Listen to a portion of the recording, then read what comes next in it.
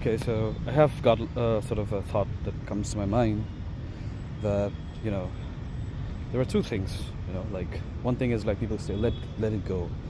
But then going feels like, okay, there's just some kind of action that you need to do, or some kind of like, again, you start to think that, you have to get something out of your head, that kind of headspace you start to live in. But I think the better way of sort of putting it, or better way of sort of describing it, is to say that let it be, you know. So as soon as you say let it be, I think the whole thing, the whole structure or whatever, it kind of like, you don't need to like really push to kind of change it. Of course, like, I mean, it depends on the situation, it depends on the things that is kind of bothering you. But a lot of the times, when we often work in this whole ambiguous space where we always keep thinking that, I need to like for example, for me, I would say that, as soon as I get into some sort of like health regimen or exercising or whatever, I would start thinking like, I need to do this, I need to meal prep. Of course, that is important. What I'm trying to say is that, as soon as I get into something, as soon as I'm developing a new kind of routine or a new kind of habit, I would again start thinking like, maybe I need to fix it. I need to make it better. So that constant urge to be better, which is good.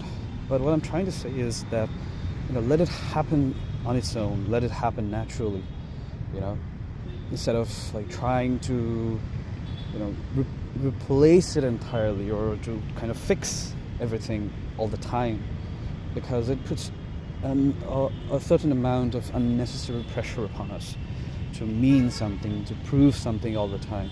Like, especially like with money, we have this, kind of, I wouldn't really call it toxic or unhealthy. I wouldn't use those words because to each his own. But a lot of the times, we have kind of a, relationship with money where we, instead of, really evaluating, how money is shaping us or how much money we need exactly, we keep emphasizing more on the fact that more is better. I mean, of course, more is better, objectively or quantitatively, but again, when you think about money is only reflection or representative of the value that the world assigns to the work that you do, or the kind of product or value you bring to any work or to a societal space or whatever. So the problem is that when you start thinking about money as absolute, you fail to realize that you'd also need a work-life balance. So that's important to remember.